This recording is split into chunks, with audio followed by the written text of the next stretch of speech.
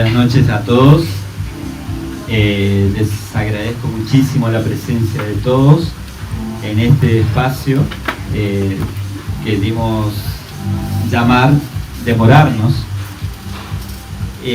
¿Por qué demorarnos? Primero, porque vivimos en tiempos tan rápidos, en donde vivimos corriendo, vivimos a una velocidad que no es propia ni nuestra, y entonces, bueno, a mitad de la semana hacerle un alto y también ocuparnos de cosas que por ahí decimos que son secundarias, pero en realidad son las cosas esenciales que vamos dejando de a poco, sin darnos cuenta. Entonces, demorarnos quiere ser en esta terraza, en este lindo lugar, en una noche de entre semana, parar un poco, ponernos entre paréntesis y poder dedicarnos a otro tipo de cosas, ¿no? Que con el tiempo la hemos ido dejando de lado. Esta noche vamos a... tengo la fortuna de tener al lado mío a una persona que aprecio muchísimo, pero que también es una persona que ha estudiado mucho y que en realidad nos viene a entregar una manera diferente de poder ver la vida. ¿Por qué una manera diferente de poder ver la vida? Y en realidad vivimos hoy rodeados de un montón de teorías, ¿no? Un montón de gurúes que van apareciendo alrededor nuestro en la realidad en la que vivimos, tan hostigadas por la velocidad con la que vivimos y también en cierto sentido tan vacía, ¿no?, de contenido. Vivimos una época de muchas emociones, vivimos una época de muchos afectos, ¿no?, donde el afecto abunda, pero a veces no nos da el tiempo suficiente como para poder analizar ese afecto. Primero la voy a presentar a nuestra invitada de hoy, y para ello primero vamos a escuchar quién es la persona que está con nosotros antes de darle el micrófono a ella. María Cielo Aucar es licenciada en Filosofía por la Universidad Nacional del Nordeste. Su tesis de grado se tituló Verdad y Alteridad, presupuestos para una reconstrucción de la noción de verdad en el pensamiento de Emmanuel Levinas. Ha sido dirigida por la doctora Mariana Leconte y evaluada por el doctor Ángel Garrido Maturano y el doctor Aníbal Fornari. María Cielo es actualmente becaria doctoral del CONICET y cursa el doctorado en Filosofía en la Universidad Nacional de Córdoba. Su tesis se titula La dimensión ontológica, ética y religiosa del sí mismo en el pensamiento de Søren Kierkegaard y Martin Heidegger. Ha participado como expositora en las últimas jornadas Kierkegaard, organizadas por la Universidad del Salvador, y en el último encuentro nacional de Fenomenología y Hermenéutica, organizado por el Centro de Estudios Filosóficos de la Academia Nacional de Ciencias. Es miembro del grupo de estudios sobre Fenomenología y Hermenéutica de la Religión del Centro de Estudios Filosóficos de la Academia Nacional de Ciencias, dirigido por el recientemente fallecido Padre Juan Carlos Scanone y por el doctor Roberto Walton. Se desempeña como auxiliar docente en la Universidad Nacional del Nordeste, en la cátedra Ética Aplicada. Se ha desempeñado como docente en la cátedra de Filosofía Moderna en el Seminario Interdiocesano La Encarnación, en el periodo 2018-2019. Forma parte del Comité de Investigación en Bioética del Hospital Pediátrico. Ha sido becada por la Fundación ICALA, Intercambio Cultural Alemán Latinoamericano, para realizar una estadía de investigación doctoral durante el transcurso de un año en la Universidad de Freiburg, Alemania. María Cielo, un gusto estar aquí contigo. Muchas gracias de verdad. Gracias a todos por estar hoy acá, por querer también un miércoles diferente, escuchar un poco de filosofía, romper un poco con la semana, como decía Julio. Y para mí es un placer de verdad poder traer un poco la filosofía a este ambiente más de entre casa, más entre nosotros, y poder hablar un poco también de aspectos de la vida que no son solamente un darse ingenuo, sino que también se lo puede ver y pensar desde un punto de vista filosófico y fenomenológico, como es lo que queremos pensar un poco hoy, ¿no? Así que gracias. Bueno, bienvenida. La metodología, le explico un poquito la metodología. Cielo va a hacer una pequeña exposición de lo que es la fenomenología y por qué ustedes en su vida cotidiana pudieron venir esta noche, una noche como hoy, sacrificar un miércoles que podían vivirlo en sus casas, para venir a escuchar de fenomenología. La palabra es un poquito larga y parece sacada de una enciclopedia antigua, ¿no? Pero en realidad la propuesta de la fenomenología es que vivimos, como decía hoy, tiempos muy rápidos, tiempos en que las cosas se confunden, donde lo que creemos que una cosa es, en realidad no lo es, donde nos falta un poquito de tiempo para poder descubrir en las cosas cotidianas lo que es lo esencial. ¿Y cómo nos damos cuenta de eso?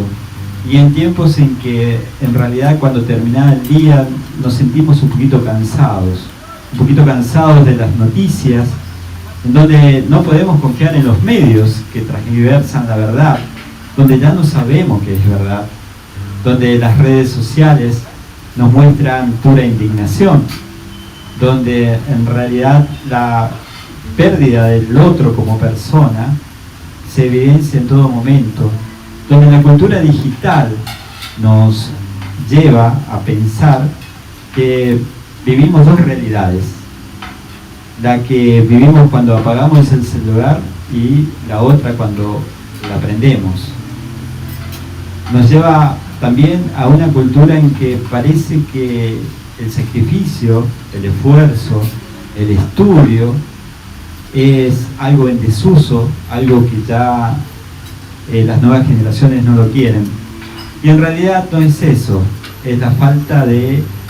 es una obsesiva búsqueda de lo positivo, ¿no? Vivimos una cultura totalmente afectiva, donde buscamos netamente lo positivo. Y todo aquello que nos requiere esfuerzo, sacrificio, duración en el tiempo, se diluye en algo, en un simple no me gusta y no quiero. Entonces, ante ese panorama que parecería todo perdido, ¿no?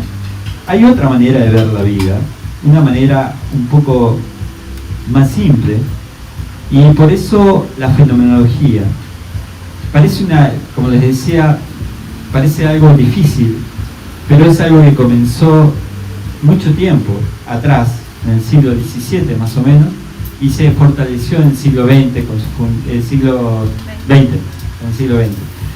Y hoy por hoy está muy en auge, nada más que muy poca gente tiene acceso a ella, porque económicamente no es posible. La fenomenología hoy por hoy no vende y desactiva un montón de mecanismos que en esta cultura del consumo en la que vivimos no son plausibles, no son viables, no son rentables, no tienen rendimiento económico. Por eso ahora lo que va a hacer Cielo, en realidad ella nos va a dar una pequeña historia, una pequeña introducción a lo que es la fenomenología. Cualquier cosa, cualquiera levanta la mano y pregunta, por favor. Cielo, te lo dejo. Gracias. Sí, eso último que dice Julio es importante. Yo solamente quiero hacer una breve introducción para que más o menos entremos en contexto de qué habla la fenomenología, qué es la fenomenología, qué trabaja, cuál es su objetivo, y entonces a partir de ahí podamos un poco intercambiar y debatir algunas ideas que ustedes quieran aportar o poner en cuestión o lo que deseen. Bueno, en principio la fenomenología podría definirse de muchas maneras, pero ya definir es una cuestión polémica en filosofía porque de alguna manera estamos encerrando, ¿no?, dentro de ciertos límites eso que queremos definir. Entonces, por un lado puede definirse como una corriente de pensamiento, puede definirse como un método filosófico, pero sobre todo creo que es una forma de entender la vida, una forma de pensar esos fenómenos que se dan en la vida, ¿no? Una forma un poco particular de pensarlos, obviamente. La fenomenología surge dentro del ámbito de la filosofía en el siglo XX con Edmund Husserl, que fue un filósofo y un matemático alemán que obviamente intentó de alguna manera buscar el principio filosófico por excelencia que permitiera fundar todo lo real, ¿no? Entonces, en esta búsqueda funda la fenomenología y es difícil, otra vez digo, definir la fenomenología porque el propio Edmund Husserl, en 3 de sus 6 obras que escribe durante su vida, hace y describe una introducción a la filosofía. O sea, imagínense, la mitad de sus obras las utiliza para hacer una introducción al pensamiento fenomenológico. Así que hablar en unos pocos minutos de lo que él describe en 3 obras es como complejo y difícil, ¿no? Pero bueno, por lo menos algunos puntos y tips para entrar en contexto. Bueno, Husserl la define como ciencia fundamental de la filosofía, a la fenomenología, como ciencia de la conciencia, ciencia de los fenómenos de la conciencia, ¿no? Fenómenos que se dan para una conciencia subjetiva, para el sujeto que conoce. Son muchos los que en el siglo XX adhieren a su pensamiento. Quizás ustedes conozcan algunos de ellos son Heidegger, Sartre, Edith Stein, Jaspers, Merleau-Ponty, Jean-Luc Marion, Ricoeur, entre otros. Un poco el objetivo que tiene en mente Husserl, o mejor dicho, el problema frente al cual está buscando este principio que decíamos, es el problema epistemológico, ¿no? Lo que busca Husserl es el conocimiento verdadero. Un conocimiento verdadero, pero además que perdure en el tiempo. Y no se trata solamente de un problema epistemológico, sino también metafísico y ético, en tanto que tiene como visión, ¿no?, como punto de llegada quizás, una vida buena, ¿no? Entonces Husserl busca un conocimiento verdadero que lo permita llegar a una vida buena, ¿no? No el conocimiento por el conocimiento mismo. Un poquito lo que todos queremos, ¿no? No sé si todos, no sé si podría generalizar eso, pero... De una u otra forma todos buscamos tener una vida buena. En eso nos parecemos a Husserl, pero bueno, él tomó otro camino. Sí, bueno, esto es como un poco su horizonte de comprensión, ¿no? Como el contexto en el cual entra a jugar su pensamiento. Bueno, el lema de la fenomenología, que por ahí la define mucho, es ir a las cosas mismas. Lo dice Husserl en la introducción a una de sus obras más importantes, que es Investigaciones Lógicas. Ahí lo dice, ¿no? Nuestra intención es retroceder hasta las cosas mismas. ¿Qué quiere decir con esto de ir a las cosas mismas? Encontrar la esencia, encontrar eso que hace que una cosa sea lo que es y no otra, ¿no? Después lo vamos a ver, ¿no? Pero no en la esencia de las cosas, de los entes, como se dice en filosofía, sino de los fenómenos. Ya vamos a ver qué significa, ¿no?, el fenómeno. Husserl un poco se declara heredero de la filosofía cartesiana. No sé si les suena Descartes, que Descartes, como saben, no sé si querés decir algo, Julio. No, Descartes, un personaje al cual le debemos la forma de pensar, ¿no? La forma de, como todos pensamos. Yo digo, este vaso es este vaso, y la forma en que yo encaro ver el vaso se lo debo a Descartes. En realidad Descartes, lo famoso de Descartes es que a partir de Descartes empezamos nosotros a realizar nuestra propia existencia. Aparece como principio fundamental. Como principio fundamental, sí. La esencia se hace con la existencia. Exacto. O sea, nosotros decidimos qué ser, ¿no? Cada uno de nosotros en cierta manera, hemos decidido qué ser en la vida, y ese es un poquito el legado que tenemos de en realidad dice, somos seres racionales, eso no se puede elegir. No se puede elegir. Él lo que hace es como someter a duda todo. Entonces dice, yo realmente no sé si yo existo, si existen las cosas que están a mi alrededor, si tengo cuerpo, si no tengo cuerpo, si este vaso que está acá realmente existe o no existe. Entonces, como pone la duda como método, digamos, y todo cae bajo la duda, pero hay una sola cosa de la que no podemos dudar, y es que pensamos.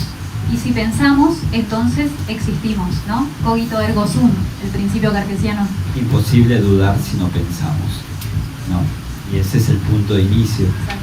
Si yo no, si estoy dudando en este momento, porque estoy pensando, por lo tanto no puedo evitar decir que no estoy pensando. Bueno, Husserl lo que hace es tomar un poco de Descartes esto del giro subjetivo, poner al sujeto como centro de la filosofía, ¿no? Antes era el ente, la cosa, lo que es. Después, en la modernidad pasa a ser el sujeto. Un poco se inicia esto con Descartes. Entonces, Husserl toma un poco este giro subjetivo, pero hay una diferencia, ¿no? El sentido que le da y el método filosófico que usa Husserl es distinto. Ya no es dudar de todo, sino poner entre paréntesis o en suspenso la realidad. Eso es un poco la epogé, que es el método fenomenológico que funda Husserl. Un poquito como lo están haciendo ustedes, ¿no? Muchos de acá nos conocen y dicen, bueno, vamos a poner entre paréntesis todo lo que yo sé de Julio. Un mal jugador de fútbol y un montón de cosas, lo dejo de lado, ¿no? Un mal profesor, lo dejo de lado. A ver, ¿qué me sale hoy? Entonces, tratamos de ver algo más allá del juicio previo que uno tiene, ¿no? Exacto, se pone entre paréntesis el juicio, el prejuicio, digamos, de cada uno, pero no como algo negativo, sino las ideas preexistentes dentro de nosotros las ponemos como un rato en suspenso. Y él toma la idea del mundo, también entra en suspenso, entonces no dice el mundo no existe o el mundo deja de existir porque sería demasiado ingenuo, sino que lo pone un rato entre paréntesis, ¿no? En suspenso, como me imagino de alguna manera, ¿no? Me imagino que el mundo no existe, o en realidad no puedo afirmar ni negar que el mundo exista. Eso es ponerlo en suspenso. Un poquito lo que hacemos los esposos todas las mañanas, ¿no? Nos levantamos y ninguno pasó todavía por la peluquería ni por el espejo y nos miramos mutuamente y decimos, pero qué bonita que es, ¿no? Y vos decís, ¿de dónde sacaste ese qué bonita es? Y más allá del espejo, suspendemos todo lo que conocíamos y la volvemos a ver y decimos, qué bonita que es. Bueno. ¿Qué ejemplo es? Eso para quedar bien con todos casados. Está bien, no me pasa todavía. Bueno, un poco esto del método fenomenológico supone también una actitud fenomenológica, ¿no? Frente a una actitud natural de todos los días, como un poco más ingenua, digamos. Husserl opone una actitud filosófica propiamente, entonces la actitud fenomenológica que tiene que ver con esto de ver el mundo poniendo un poco entre paréntesis nuestras ideas e ir hasta los fenómenos, que es lo que él quiere analizar, y ver el darse del fenómeno, cómo se da el fenómeno, cómo se me da el fenómeno, porque el fenómeno es algo que se me da a mí como una conciencia que lo puede conocer y que puede decir algo de él, pero no es la cosa que se me da o la otra persona que se me da, sino el modo en que esa persona se me da. Eso es el fenómeno para Husserl y es lo que intenta estudiar la fenomenología. Hay lindo problema eso. Complejo. Aplicable todos los días a nosotros. Cuando estamos medio complicados con algo, decimos, espera, voy a ver distinto la situación, ¿no? El famoso, espera, voy a hacer una segunda mirada de la cosa, ¿no? Entonces, y quiera o no, muchas veces en el día utilizamos el método fenomenológico, ¿no? Cuando en realidad uno está absorto de un montón de problemas, y dice, pará un segundito. El famoso, me tomo un té 5 minutos, ¿no? Que los grandes sabrán de qué propaganda es, únicamente, en realidad, ese es el tiempo que se toma Husserl para decir, espera, voy a ver la cosa de otra manera. Sí, un poco lo que él quiere es no estudiar tan, digamos, dentro de lo que es la filosofía, no estudiar tanto lo que la cosa es, sino el modo en que esa cosa se me da, la manera en que esa cosa se me da. El fenómeno que no es una cosa, que no es un sujeto en particular, sino que puede ser un fenómeno como el dolor, el sufrimiento, el amor, ¿no? Son fenómenos que se me dan de cierto modo. Entonces Husserl quiere eso, como ir a la esencia de esas cosas, no de los entes en tanto entes, sino más estos fenómenos, ¿no? Lo que vivimos un poco todos los días, ¿no? Lo que nos atraviesa, lo que atraviesa nuestra existencia. Siempre, en realidad, para entender un poquito la fenomenología, siempre vamos a qué significa, de dónde viene la palabra. La palabra viene de fantos, ¿no? Tiene la misma raíz que de fantasma. Y es un buen método para entender el fantasma. ¿Qué es lo que nos asusta del fantasma? Es que hay algo detrás del fantasma que no conocemos. Es una aparición del fantasma, ¿no? Se nos aparece una faceta nomás de la cosa, y hay una gran parte de esa cosa que no conocemos. Entonces, ese fantasma es lo que nos intriga, nos llama la atención, ¿no? Sí, en realidad también puede derivarse del latín phenomenon, que tiene que ver un poco con el fenómeno, entendido como esto de la cosa que se me da de una forma o de otra, ¿no? Hay cierto misterio en esa cosa que se da, ¿no? Porque de alguna manera nunca se termina de conocer. Y un poco ese es el paso que dan otros filósofos que vienen después de Husserl. Después de Husserl, uno de los que viene es Heidegger, Martin Heidegger, no sé si alguno lo escuchó mencionar alguna vez, un filósofo alemán, que también hace fenomenología en la Universidad de Freiburg. Y lo que hace es un poco, dice él, es necesario volver a hacer la pregunta por el ser, porque en filosofía ya se hicieron esta pregunta, pero en vez de responder qué es el ser, respondieron lo que es la cosa, lo que es el ente, y nunca se respondió qué es el ser. Entonces le interesaba como volver a preguntarse por el ser. Y en esa vuelta a preguntar, lo que hace es intentar describir un poco cuál es la esencia del hombre, qué es lo que hace, o cuál es la estructura fundamental, cuáles son las características fundamentales de todo hombre, no de uno en particular, sino de todo hombre.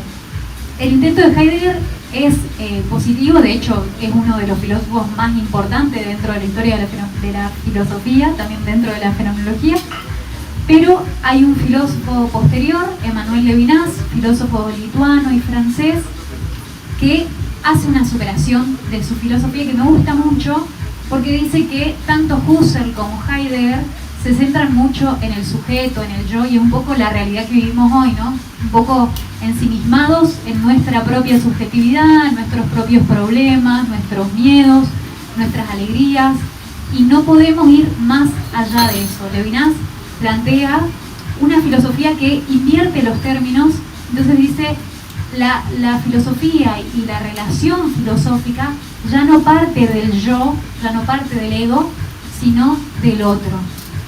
Un otro que es absolutamente otro, un otro que es diferente, un otro que me trasciende, un otro que es misterio, que es enigma, y al que no puedo terminar jamás de conocer, nunca.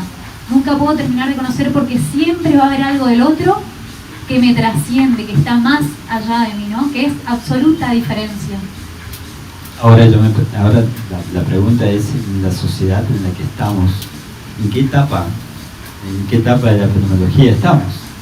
Si en la de Husserl todavía, ¿no? En la que voy a las cosas mismas, pero desde el yo, sin abandonar el yo mismo, desde Heidegger, que va al hombre mismo, pero desde sí mismo, siempre de sí mismo. Entonces, cuando únicamente perdura el sí mismo, no puedo salir del yo, diría un psicólogo, ¿no? El yo todavía es la referencia, lo que a mí me gusta, lo que yo quiero, lo que yo necesito, lo que me interesa. Incluso el otro es según mis propios parámetros, o sea, defino al otro según lo que yo pienso, lo que yo creo, lo que yo quiero. Entonces te puedo definir a vos de acuerdo a mis propias estructuras, digamos, a mis propias ideas, a mis propias creencias. No te dejo ser. Antes de dejarte ser, yo te puedo definir a vos, y eso tiene un peligro muy importante. Y para Levinas es el dominio del yo sobre el otro, ¿no? Levinas vivió la Segunda Guerra Mundial, vivió la Revolución Bolchevique, vivió también la Primera. Entonces todo eso juega mucho a la hora de formar su pensamiento. Fue un filósofo judío también. Entonces vivió en un campo de concentración en Hannover, en Alemania. Sus padres y sus hermanos fueron asesinados durante el Holocausto, y su esposa y su hijo fueron salvados gracias a un amigo que los escondió en un departamento en París.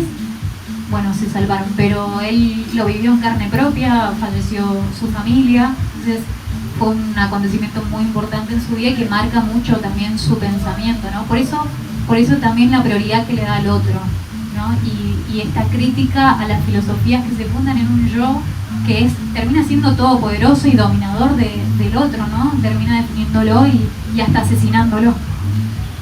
En realidad también el cierto capitalismo, el capitalismo que vivimos todos, ¿no? Vivimos en una sociedad capitalista, porque todos somos capitalistas, necesitamos capital para vivir, diría el señor Terkel, ¿verdad? Necesitamos para vivir. Pero en realidad hay toda una manera un marketing, ¿no? Del capital, que advirtió esto hace muchísimo tiempo, ¿no?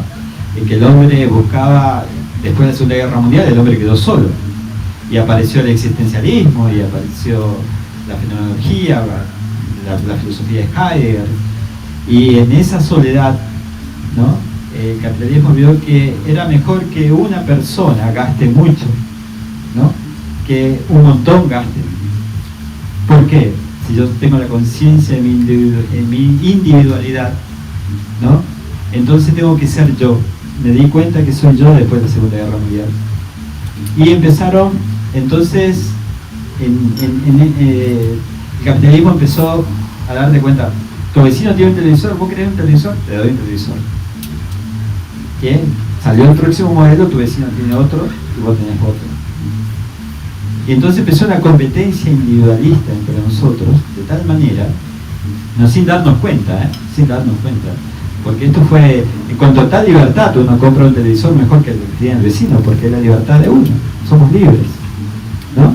Y en ese momento empieza a desaparecer el otro empieza a ser competencia. Para algunos, para Levinas no. Bueno, pues Levinas no, pero Levinas está bien escondidito, porque en realidad Levinas no vende en ese sentido, ¿no? Y bueno, en realidad esta antropología, podemos decir, perdón, ¿sí? ¿Una pregunta? Termino la idea y te doy. Bueno, en realidad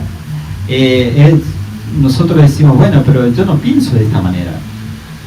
En realidad la sociedad en la que nosotros estamos, nosotros no la ideamos. Esto viene de hace mucho tiempo, ideado de esta manera, para que uno en realidad viva en una burbuja consumista, ¿no? Y bueno, uno tiene que, por ahí se quiere revelar y se revela, pero decir, yo no me puedo dar de acá del marxista, decir esta sociedad capitalista es malísima y tengo mi iPhone. Obviamente me encanta mi iPhone, mucho más que el marxismo, mucho más que la idea de Marx, porque es interesante, pero en realidad es el mundo en que nosotros vivimos.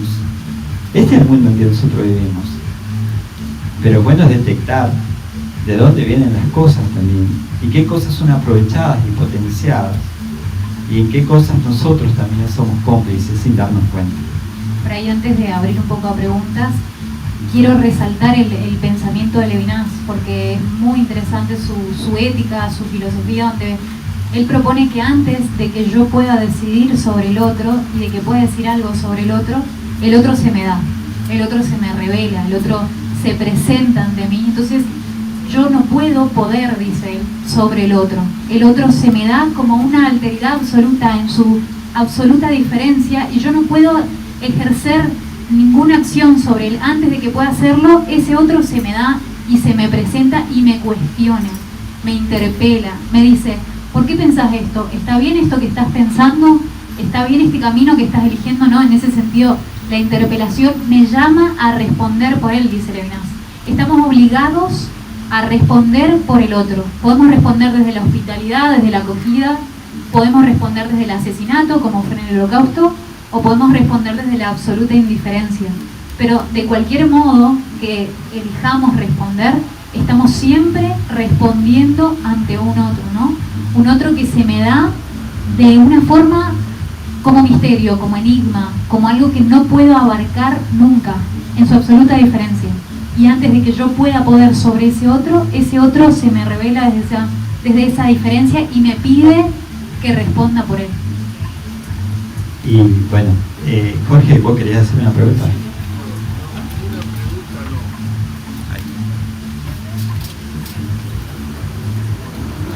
Una pregunta precisamente no, sino quizás una reflexión. Entre ese planteo filosófico y ese planteo fenomenológico que se me dio en lo personal cuando estudié la teoría marxista, en lo que hace a la sociedad y al funcionamiento de una alteridad de todos iguales, ¿no es cierto? Pero entonces se me produce desde el punto de vista fenomenológico el fenómeno, vale la pena, de la caída del comunismo cuando Gorbachev anticipa en Perestroika lo que está pasando en función de los hechos, y después en algo más sobre Perestroika vuelve sobre el tema e indica que esa percepción filosófica personalista fracasó en los hechos porque se derrumbaba ese comunismo de masas que había entendido que todos eran iguales, cuando la realidad es que todos somos distintos. Lo que no se pudo entender en ese momento, pero fenomenológicamente apareció, es que la masa no es un ente estático, sino es un stock dinámico de gente que va fluyendo, ese es el flujo de Bauman, hacia nuevas formas sociales, hacia nuevos stocks que van fluyendo a su vez hacia otras formas sociales. Y entonces aparece Beck, que dice que esa fluxión se va dando hacia organizaciones zombies que están vivas pero muertas. En todo caso están muertas pero vivas pero esclavas.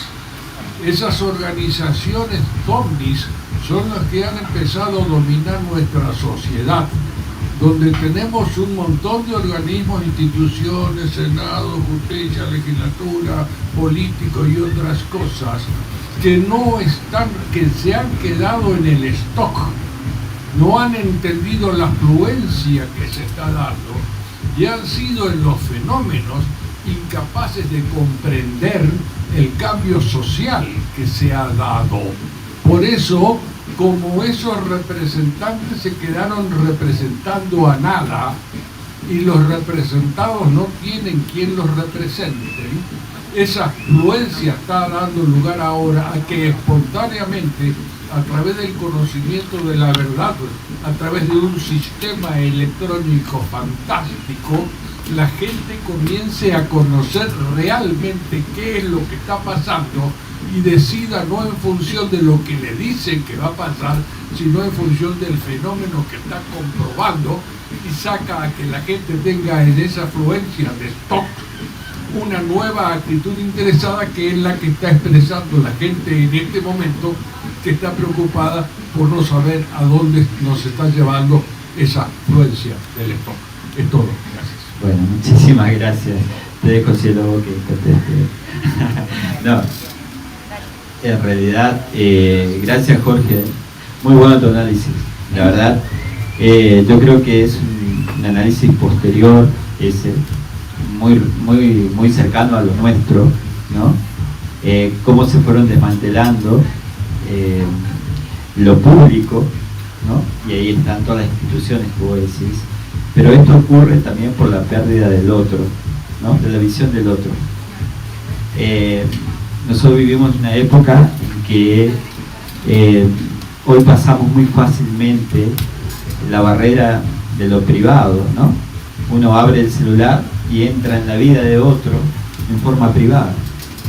Entonces lo público, el espacio, donde hay una cierta distancia, el respeto, ya no existe, ¿no? Cuando nosotros vivimos diciendo, no existe respeto, ¿pero por qué? Porque también no tenemos distancia con las cosas, no tenemos distancia entre nosotros. Desde acá nomás quiero hacer una aclaración. No entendamos que al haber caído el socialismo triunfó el capitalismo, de ninguna manera.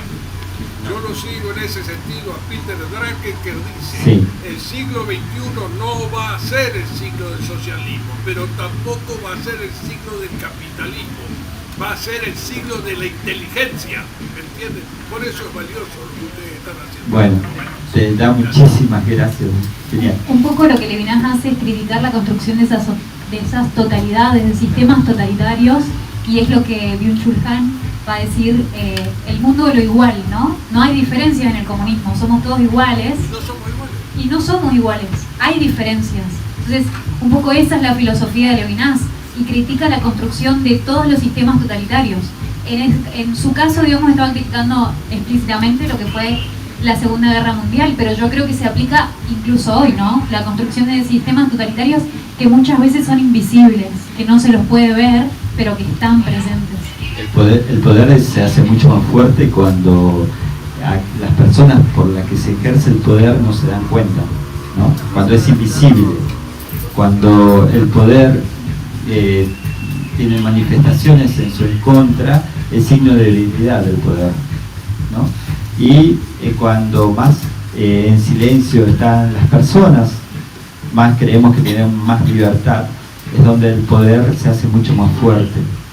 Y en este sentido yo hablaba de un filósofo coreano llamado Byung-Chul Han, un filósofo que estudió en Alemania, en la facultad donde vaya a estudiar cielo, así que después, bueno. En realidad este hombrecito del año 2000 hasta acá escribió más de 19 obras, ¿no? Muy críticas a la sociedad en la que vivimos, sobre todo a la sociedad consumista en la que vivimos, ¿no? Y él tiene como centro, toma muchas cosas de Levinas, toma cosas de Husserl, de Hegel, ¿no? Y en realidad su centro está en, primero, la expulsión de lo distinto, ¿no? Lo distinto, la sociedad de lo igual. Cuando más igual estamos, nadie se preocupa de que la cosa está mal, ¿no? El mundo de lo igual acalla la necesidad de saber. Y lo diferente, y la pérdida del otro, ¿no? Porque cuando yo, en mi realidad, me extiendo a buscarme a mí mismo en todo momento, ¿no? Y la búsqueda de mí mismo en todo momento me hace caer en un narcisismo inconsciente. Vivimos una época de un narcisismo inconsciente, en donde nos cuesta ver al otro como otro. Uno de los lemas del encuentro de hoy era existencia y alteridad, ¿no? La existencia nos viene dada, no podemos negar que existimos y que estamos acá. Es algo que no podemos sacar hasta el día de la muerte. La existencia es algo que cargamos todos, la vida que le demos. El tema de la alteridad es, en esa existencia, ¿cómo me encuentro con el otro? Y es nuestro gran problema. Hoy por hoy el problema más grande es el problema del otro. ¿Una pregunta? Bueno, la verdad que tanto expresan, digamos, ustedes, a veces es difícil seguirlos, ¿no? Pero me ponía a pensar recién esto del otro indescifrable, digamos, el otro que me interpela y que no logro entenderlo o no logro comprenderlo totalmente. Es decir, eso que manifiesta Cielo sobre esa realidad del otro que está primero y que me hace dudar sobre cuánto conozco al otro. Y entonces sobre esto quiero decir que me parece muy no sé si está antiguo Levinas, pero me parece tan nuevo, ¿no? Porque la manera realmente de construir una relación que sea verdadera es poniendo al otro en primer lugar. Pero ahora, es muy doloroso eso, me parece a mí, lo pensaba mucho, porque si no conozco al otro, si no tengo posibilidad de entenderlo, de descifrarlo, eso duele, digamos. O sea, en lo que nosotros estudiamos, en general, la gente que estudia, lo que fuera, cuando estudia algo que no entiende, es muy doloroso no entenderlo. Uno estudia matemáticas, no puede resolver un problema, lo sufre internamente.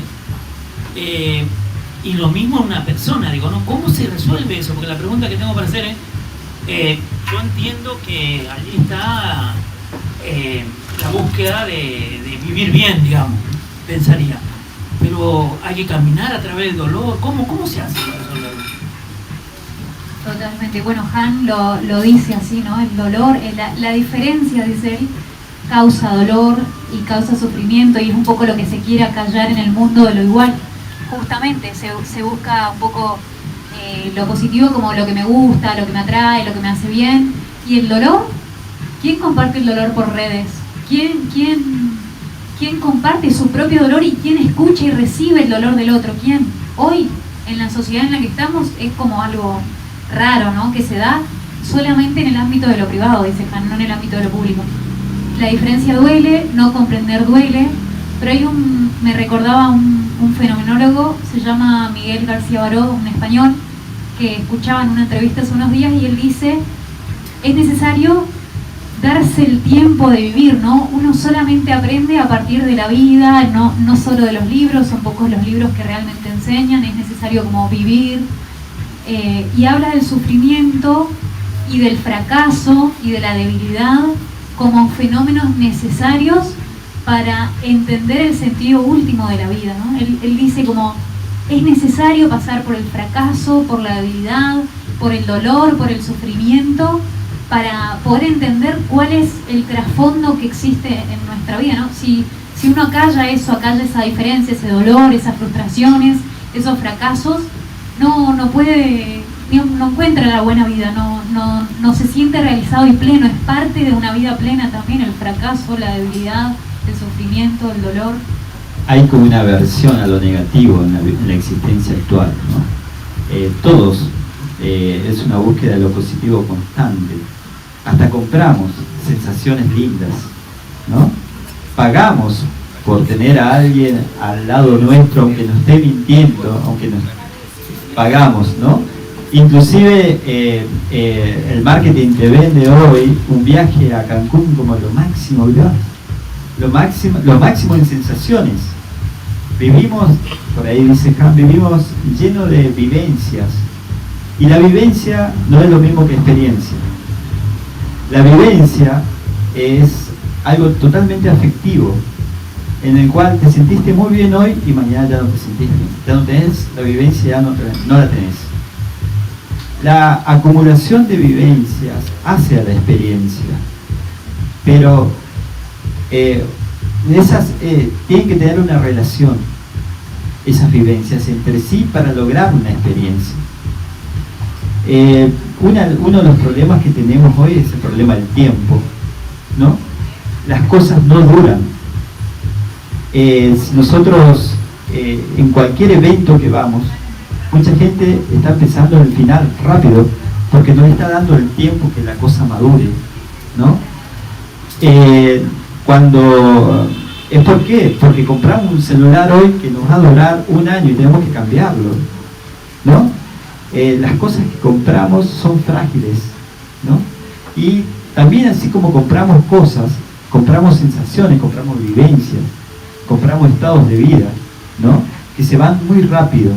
Y lo que hemos perdido es la sensación del tiempo, la duración del tiempo, ¿no? Y eso nos damos cuenta a medida que nos vamos haciendo más grandes, nos damos cuenta cómo la gente pierde tiempo, ¿no? Y no vive porque, perdón, Jorge, sí. Jorge, ¿quiere hacer una pregunta? No quiero decirle, haciendo una acotación a la que vos estás diciendo. Bueno, termino lo del tiempo. Me parece que, bueno, uno de los problemas es el tiempo, recuperar el tiempo, recuperar la distancia con las cosas, dejar que el otro sea, ¿no? Dejar que el otro sea. Uno de los grandes problemas que tienen las relaciones interpersonales es que es un encuentro de yoes, ¿no? Hay una yoización de la cosa, ¿no? Son dos yoes que nunca ven al otro. Entonces, no es dejar de ser, es dejar ser al otro. Y es un poquito lo que apuntaba Levinas, ¿no? Y de dejar también creo que el asunto es apuntar a que hay un tema que se nos escapa, que es el tema del amor, ¿no? En el amor yo oblativamente entrego y dejo ser al otro. Entonces el amor sigue siendo, después de miles de años, sigue siendo la puertita esa, ¿no? Por la que podemos escapar a la soledad, a la frustración y el botón. Y me saca de mí, obviamente.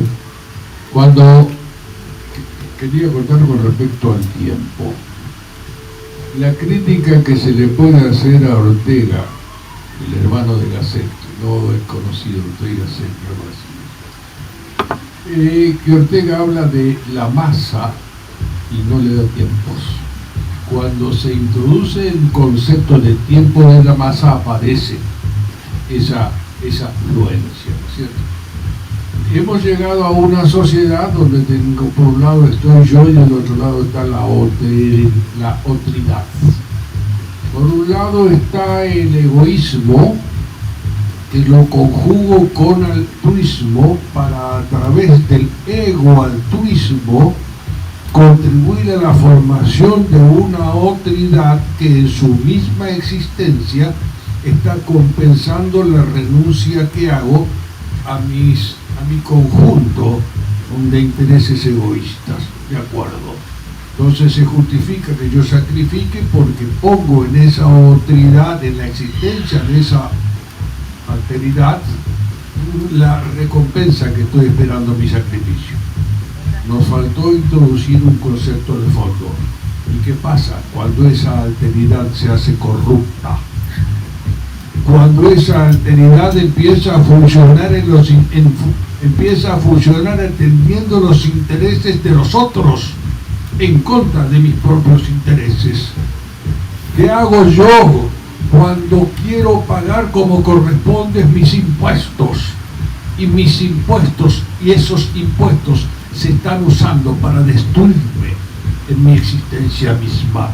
¿Hasta dónde se justifica ese altruismo que sacrifica mi egoísmo cuando me estoy prestando a la presencia de un egoísmo altruista que, defendiendo sus propios intereses, está destruyendo esa actitud altruista que hace posible la existencia de una sociedad? ¿Nos entendimos? Gracias. Entendimos. Acá el señor quiere contestar. Lo único que voy a decir es que una diferenciación de conceptos, ¿no? No es lo mismo otredad que alteridad. La otredad todavía está muy pendiente del yo, porque vos estás reclamando tus impuestos, el otro. Pero la alteridad va más allá del yo, o sea, es lo que hay, es lo que está. El señor. Sí, yo en línea, pero un poco cortito, porque esto que decías hoy, ¿no? Sobre el amor, digamos, pareciera como que en este concepto que el otro sea lo que el otro tiene que ser es lo más deseable, lo que sí, le permitiría al otro alcanzar la plenitud, lo que el otro es. Pero ese otro puede ser una persona, pero también puede ser una cosa, puede ser el mundo, puede ser la realidad en general. Ahora, la pregunta para mí es, ¿y eso cómo se armoniza, digamos? Porque eso otro puede ser cualquier cosa, digamos, o sea, el dejar que el otro sea lo que el otro quiere ser, o el otro puede ser, generará cantidad de situaciones que cómo se ordena, digamos, cómo lo ve Levinas a este hecho, digamos, de que lo otro sea lo que tiene que ser, y sea para el bien de todos, y no para la destrucción. No sé si me explico. Levinas. ¿Te dejaste porque te llamo Levinas? Vale.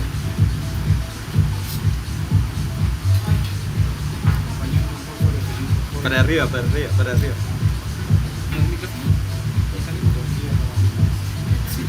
Acompañando un poco lo que dijo Jorge, lo que dijo el Quintero, y acompañando lo que dijiste vos con relación al yo. Más de una vez me pregunto qué pasa con nosotros, desde el punto de vista con el poder. Somos gente común, miramos a la cara, compartimos una noche. ¿Y qué pasa cuando esta noche, esta gente común, está en el poder? ¿Por qué cambiamos tanto si éramos gente común? ¿Qué pasó alrededor para poder cambiar tanto? Entonces, el yo, el super yo y todo este tipo de cosas a las cuales hace referencia nos indica que el problema, amén de todo lo que estás enumerando que es real, hay un problema interior en cada uno de nosotros. Un problema muy fuerte. ¿Por qué el ser humano puede cambiar tanto? En todos los aspectos. Y más de una vez me puse a pensar, a ver, ¿cuál es la reflexión?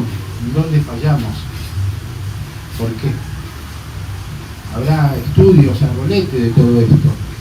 Un mundo capitalista, un mundo como lo querramos llamar. Pero fundamentalmente somos seres humanos que queremos vivir de una manera, no sé, con el esfuerzo cotidiano, de la manera que sea, pero vivir dignamente y vivir bien, lo que se refiere a la palabra vivir bien. Entonces, ¿por qué los seres humanos cambiamos tanto cuando llegamos al poder? Una buena pregunta. Yo un poco quería responder la pregunta anterior y después, Julio, si querés. Pensaba en Levinas. Levinas no habla de lo otro, habla del otro, ¿no? El otro como desde una relación intersubjetiva, el otro como sujeto, digamos, el otro como persona. Y yo creo que no plantea una armonización, porque hay una disrupción, sí o sí. O sea, la diferencia que se plantea no es en términos armónicos. Incluso el yo está dispuesto y puede matar al otro que se le revela, ¿no? Entonces, hasta puede ser una relación violenta. Pero hay algo que el yo no puede hacer sobre el otro, incluso aunque lo mate, y es anular y aniquilar esa diferencia. Entonces, cuando él habla del otro, usa un término que es rostro, pero rostro no como una suma de ojos, nariz y boca, porque si fuera así sería un fenómeno que yo puedo conocer y decir cómo es. Él dice, el otro se me presenta como rostro, pero su presencia es rostro, su presencia es absoluta diferencia. Y en ese presentarse como rostro se presenta como vulnerable, ¿no? Frente al cual puedo matar, al cual puedo acoger, frente al cual puedo ser indiferente. Las respuestas son muchas, pero no puedo dejar de responder. Creo que ahí no hay una armonía, creo que ahí se plantea justamente la clave de la ética levinasiana, que es el otro se me plantea como otro, como lo que es, como lo que quiere hacer, como lo que va a hacer, pero como lo que es realmente. Y frente a eso no puedo hacer nada. O sea, puedo hacerlo en un segundo momento, pero en un primer momento yo no puedo hacer nada. El otro se me da, aunque yo no lo decía. Y después respondo frente a él, pero quizás no desde una relación armónica, sino de una manera en la que esa diferencia no se elimina nunca. Siempre va a estar. En la relación ética, por lo menos, que es la que él propone, ¿no? Sí, yo quería agregar una cosita nomás.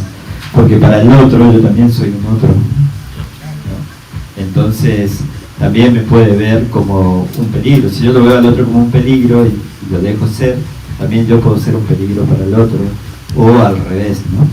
Y yéndome un poquito al tema del poder, ¿por qué cambiamos tanto? Y nosotros somos constructores de nuestra vida a través de elecciones. Y vamos eligiendo las cosas de acuerdo a las prioridades.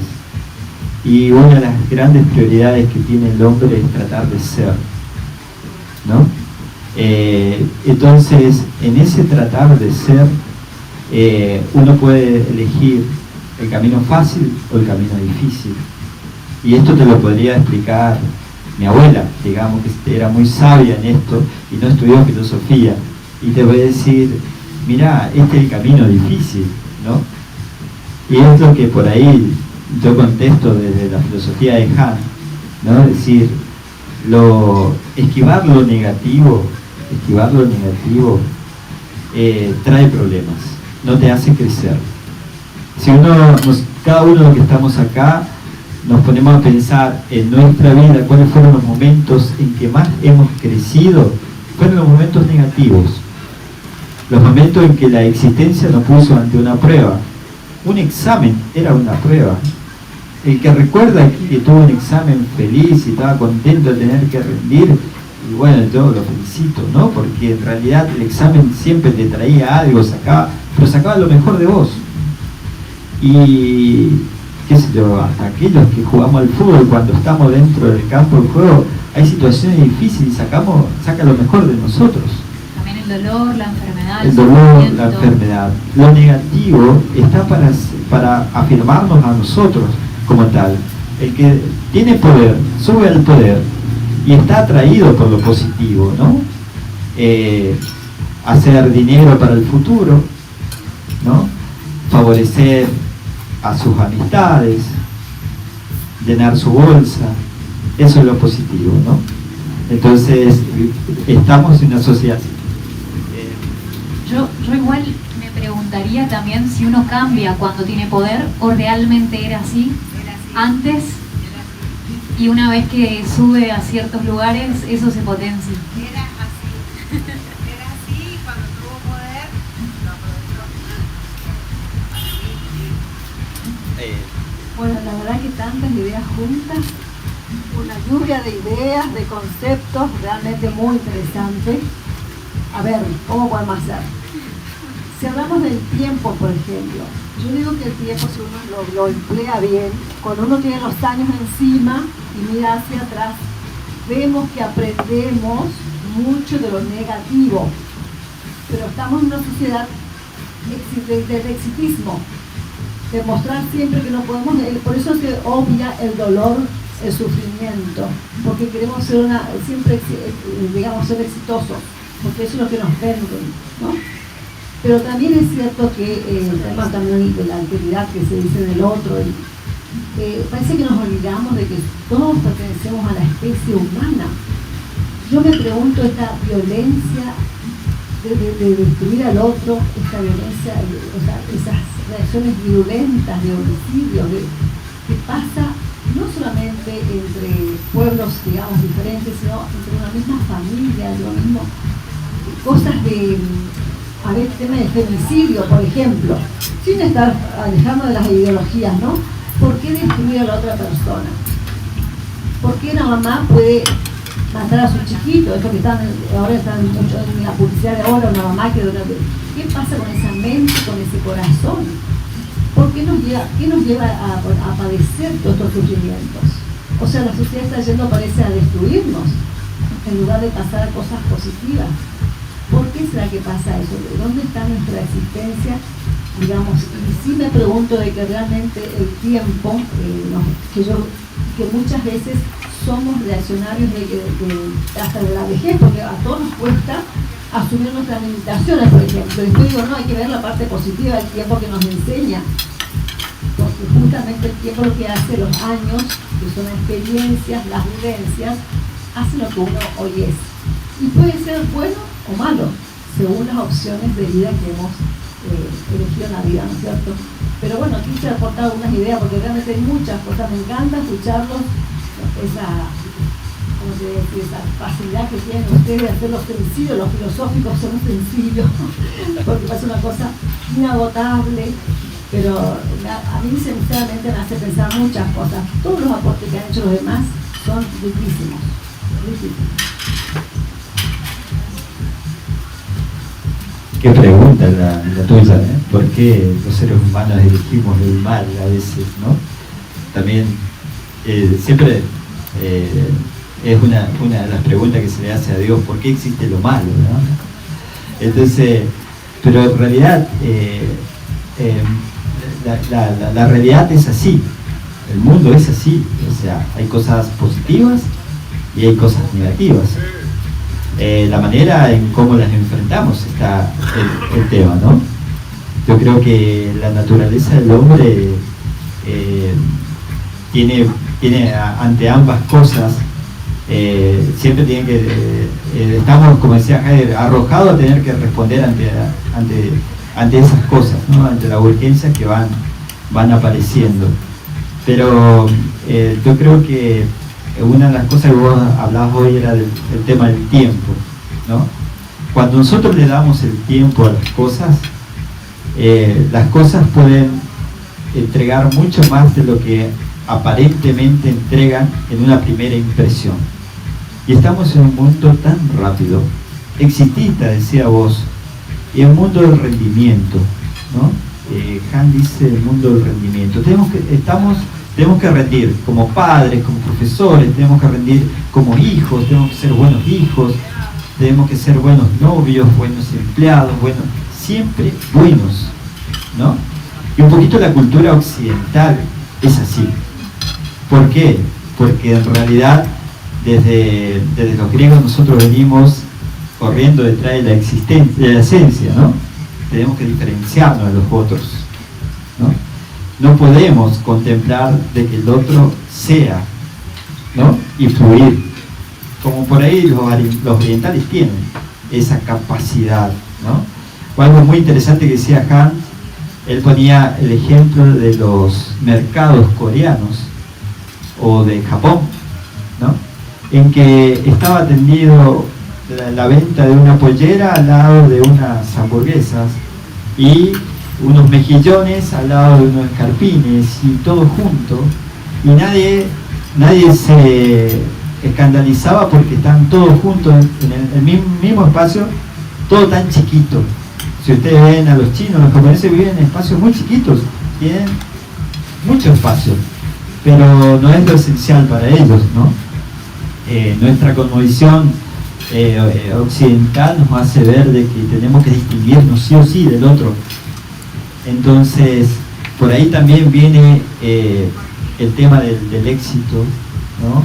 Del rendir. Ese tema es súper interesante. A mí me gusta mucho porque es muy actual. Cuando él habla del éxito, habla de la autopropaganda. Y a mí se me ocurre Facebook, por ejemplo, ¿no? Una red social en donde cada uno expone sus propios logros, las cosas en las que les va bien, no sé, nadie expone un poco eso en lo que le fue mal, o su fracaso, o lo que no salió, no fue. No, todos ponemos como eso en lo que nos va bien, ¿no? Después también habla de Netflix, y cómo con Netflix, por ejemplo, hay un logaritmo que te va poniendo series que a vos te gustaron, que vos fuiste viendo, entonces te va poniendo lo similar, el mundo lo igual, ¿no? Entonces, todas esas cosas él las va mencionando. No habla de femicidio que yo sepa, pero es muy actual, habla de fenómenos muy actuales, eso me gusta mucho. Y esto del éxito está muy presente, la sociedad del rendimiento, del éxito, de la autopropaganda, está muy presente en Han, y eso está buenísimo. Y un poquito nos toca a todos, ¿no? ¿Por qué autoexplotarnos? ¿Por qué tener que ser los mejores en donde... que no quita el hecho de ser mejor en aquello que a uno le gusta, ¿no? A veces somos mejores en cosas que no nos gustan y nos explotamos por hacer cosas que no nos gustan, pero que son obligatorias en el mundo actual, porque si no te ves bien, no sacas una buena selfie, no tenés un buen perfil, estás complicado, ¿no? Entonces hay una autoexigencia que nos viene de afuera y que no nos da tiempo, y es tan rápido porque lo que pusiste en la red de hoy, ya mañana ni vos te acordás. En realidad viene de adentro, ¿no? Para Kant es una autoexigencia, como algo que vos mismo te imponés. ¿Es mala esa autoexigencia? Es mala en el sentido que cuando vos te autoexigís por las cosas que vos no querés, en realidad vos no las sentiste tuya. Si yo elegí una carrera y me encanta y me exijo para poder lograr esos resultados, y está bueno, pero es mi elección, una elección hacia algo que me satisface. Pero hoy por hoy nos exigimos un montón de cosas que no nos vemos necesarios, y en eso la pandemia nos enseñó mucho. ¿Cuántos pasamos enero y febrero de este año sin vacaciones? ¿No? ¿Cuántos durante la pandemia empezamos a descubrir lo que era el hogar y el tiempo? ¿Cuántos empezaron a cocinar en la casa? ¿No? ¿Cuántos rituales que teníamos antes desde chiquitos dejaron de ser tales y volvieron en la pandemia? Yo creo que mi formación es económica, no es filosófica. Yo creo que el logro más importante en la pandemia ha sido mostrarle al patrón que depende de los empleados y mostrarle a los empleados que dependen del patrón. ¿Nos entendemos? Nos ha mostrado otra forma de capitalismo que vamos a empezar a entender. Porque la mejor manera de producir riqueza es el capitalismo. Y la mejor manera de distribuir la riqueza es el socialismo ajustado al principio de los 10 mandamientos. Donde yo veo que empieza a darse el cambio en esa alteridad. ¿Hacia qué alteridad vamos? Hacia lo que se autodesafían o se autoexigen para estar acá, como esos chicos que podrían estar de fiesta, o esa alteridad de lo que están de fiesta y no entienden el desafío del momento. ¿Nos entendemos? Muchas gracias. Perdonen que me haya metido. No, está bien. Bueno, para ir, ahora es el momento en que se tiene que lucir la chef, ¿no? Entonces, en estos momentos es el momento de ir redondeando y vamos a dejar a esta gente comer en paz para que no les siga cayendo mal las cosas. Sí, yo creo que podríamos, si es por nosotros, hablar hasta horas y horas y horas de esto porque es súper interesante, pero bueno. Bueno, tengo un agradecimiento a todos ustedes, a la gente que nos está siguiendo por YouTube, que es mucha gente. En realidad se nos fue de la mano esto, creíamos que iba a quedar en esta terraza, pero no quedó en esta terraza. Pero bueno, les agradezco también a los que están detrás de la pantalla y a los que participaron con las preguntas. Si alguien quiere hacer una pregunta más, tiene tiempo, ¿no? Si no, los dejamos comer en paz, cielo. Muchas gracias a todos por estar, por escucharnos. Un placer. Gracias.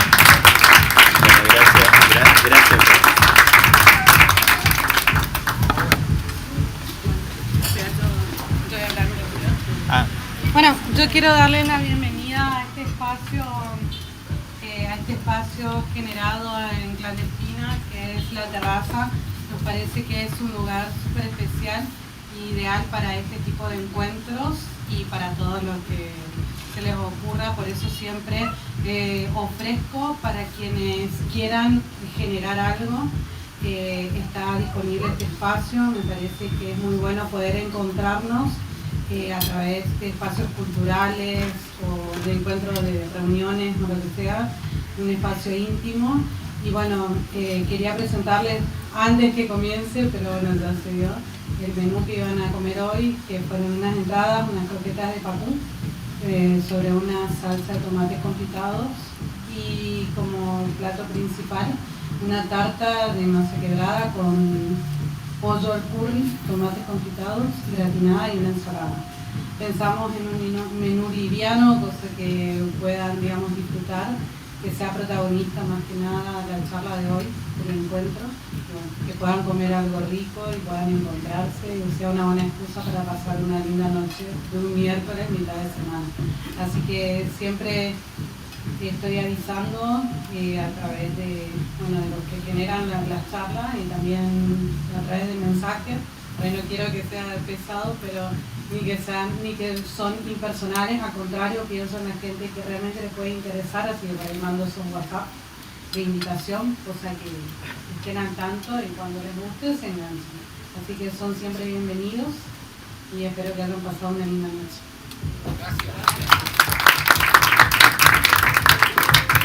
Gracias por el espacio, que creo que también es un espacio necesario en la ciudad. Gracias a vos. Bueno, ahora sí, a comer tranquilos.